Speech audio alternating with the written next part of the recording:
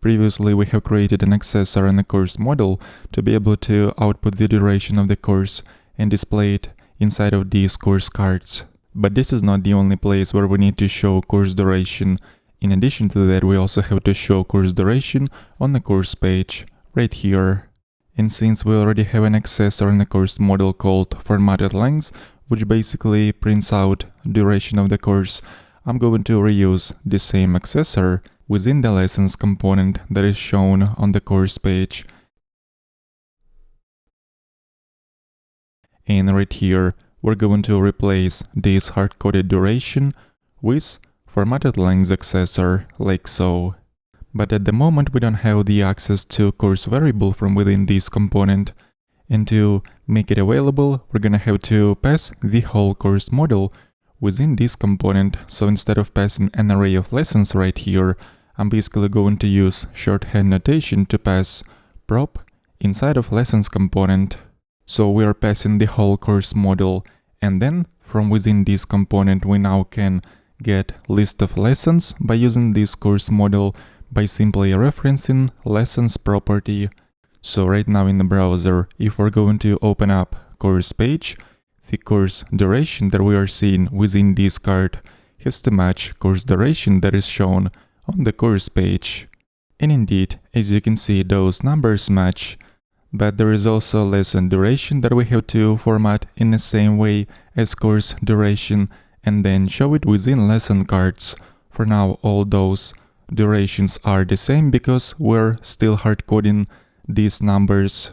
So I suggest to create the same accessor formattedLength on the lesson model, and I'm basically going to copy over the implementation of this accessor and paste it inside the lesson model right here. First things first, we have to import all the classes that are used in this accessor, such as carbon interval class. To calculate lesson duration, we don't have to sum up all the durations of each lesson from the course, so we don't need this part of expression. Let's remove it from here, because we can simply get the amount of seconds of each lesson by simply referencing length property on the lesson model. Let's open up lessons table in a database and take a look at this column. As you can see, length column contains numbers, and those numbers basically reflect amount of seconds of every lesson. And after executing this whole expression, interval variable is going to get an associative array which represents that amount of seconds broken down by several time periods such as minutes as well as seconds, and later on we can reference minutes key to receive amount of minutes inside formatted minutes variable, and the same thing we can do with seconds. Let's just reference seconds key in here and save it into formatted seconds variable. And at the end we're going to return these two numbers split by the space. So one more time, let's take a look how many seconds the first lesson contains. It's 560 seconds. And now I'm gonna open up Tinker, fetch the first lesson from the database. As you can see in here, we're seeing the same number of seconds. But if we'd like to get the formatted amount of seconds, we can simply reference our new accessor called formattedLength, and sure enough we're going to see that same amount, but represented with minutes and seconds instead.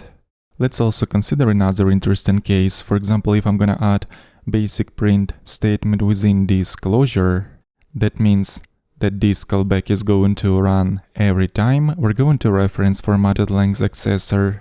And we can make sure that this is really the case by simply referencing this formattedLength accessor several times. And if 3 dots will be printed every time we reference this accessor, that means this callback function runs every time. So I'm gonna open up Tinker once again, fetch the first lesson, and let's just reference formattedLength accessor on this lesson several times. And as you can see, every time I print formattedLength, we're also seeing 3 dots. So the callback function executes every time. But we can actually optimize this accessor a little bit by simply calculating this value only once when we first time reference this accessor, and all subsequent times it is going to give us the cached value instead of calculating the same value over and over again. And to cache the accessor value, all we have to do is to simply call a method called should_cache in here.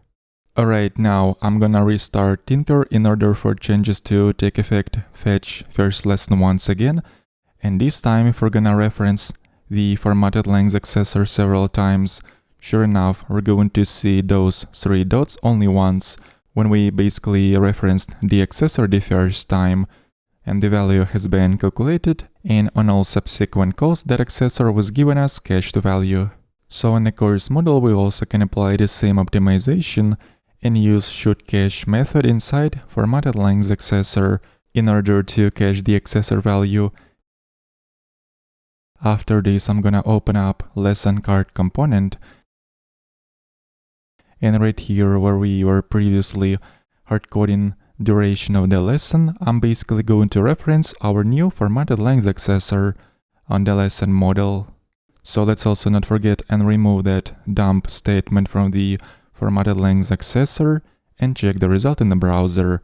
And sure enough, every lesson card is now going to have different duration, and that means that our new accessor works as we expect to.